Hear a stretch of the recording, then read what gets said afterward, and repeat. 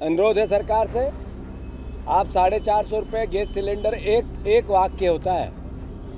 मुंह चलाने से काम नहीं चलेगा, कलम चलाने से काम चलेगा।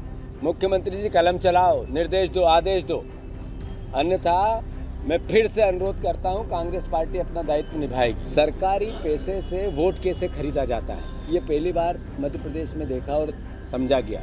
जिस तरीके से 3 महीने पहले योजनाएं लागू करना, सब्ज बाग दिखाना और बाद में चुनाव के बाद उस पर एक शब्द भी नहीं बोलना।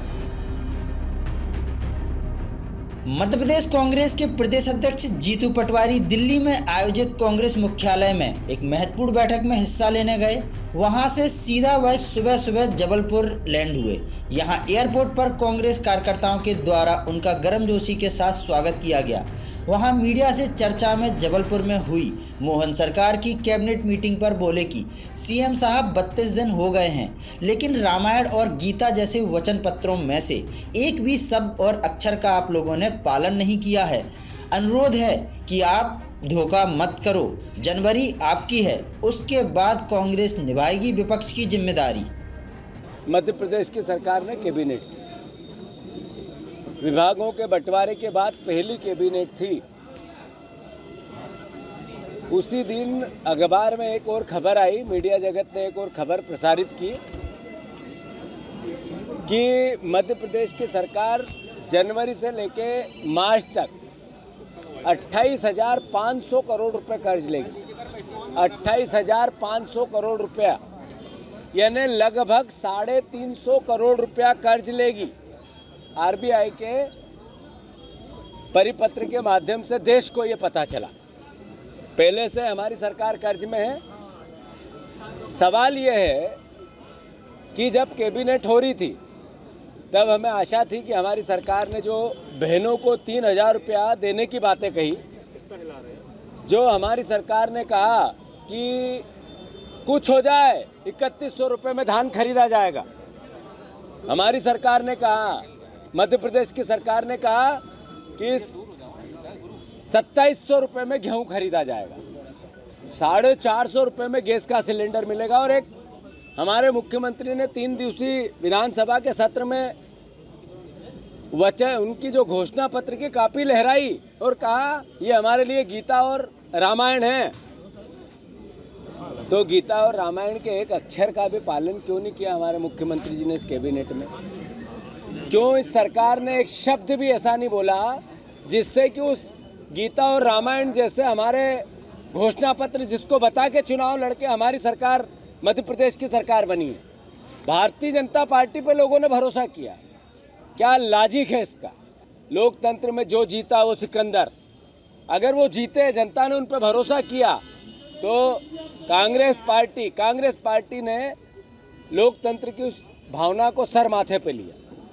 मैं फिर से आदरणीय मुख्यमंत्री जी, 1 महीना 2 दिन 32 दिन हो गए।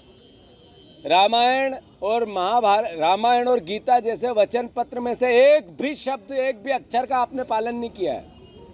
अनुरोध है आपसे, किसानों के साथ धोखा मत करो।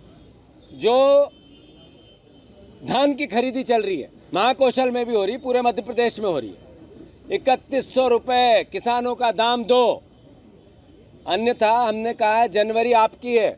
जनवरी के बाद कांग्रेस को विपक्ष की जिम्मेवारी, भारतीय जनता पार्टी को सत्ता पक्ष की जिम्मेवारी।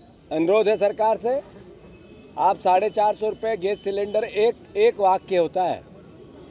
मुंह चलाने से काम नहीं चलेगा, कलम चलाने से काम चलेगा। मुख्यमंत्री जी कलम चलाओ, निर्देश दो, आदेश दो, अन्यथा मैं फिर से अनुरोध करता हूं, कांग्रेस पार्टी अपना दायित्व निभाएगी। लोकसभा चुनाव की तैयारियां कांग्रेस ने चालू कर दी है। 6, 7 और 8 तारीख को लगातार उसके संदर्भ में भोपाल में मीटिंगें हैं।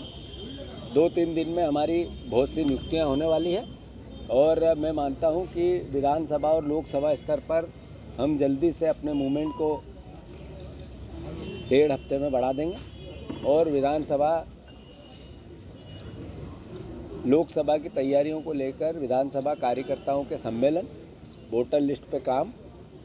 एक कांग्रेस पार्टी ने नेशन आप देश के लिए डोनेट करने की भावना जताई है, देश के लिए डोनेट करो। तो मैं वो पत्रकार बंधु जो परिवार के लोग ये सोचते हैं कि आज देश को कांग्रेस की आवश्यकता है, उनसे भी अनुरोध है कि ये देश के लिए डोनेशन की बात हो रही है तो एक एक कार्यकर्ता इसका भी अभियान चलेगा साथ साथ, और साथ ही साथ लोकसभा की तैयारियां चलेगी।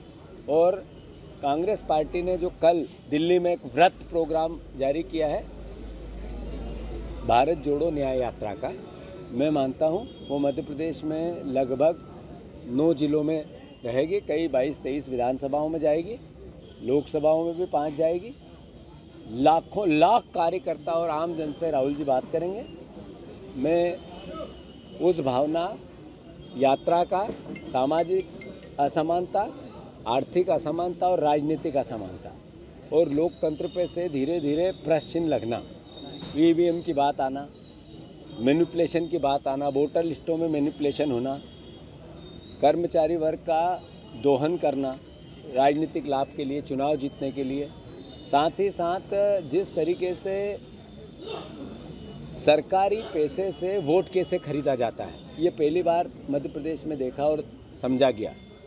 जिस तरीके से 3 महीने पहले योजनाएं लागू करना, सब्ज बाग दिखाना और बाद में चुनाव के बाद उस पर एक शब्द भी नहीं बोलना, ये सब बातें मैं मानता हूँ कि मध्य प्रदेश को उस तरह के निष्पक्ष लोकतंत्र की ओर नहीं लेके जाते हैं, देश को निष्पक्ष लोकतंत्र की ओर नहीं लेके जाते हैं। तो फिर से कांग्रेस पार्टी पूरी ताकत से मैदान में है।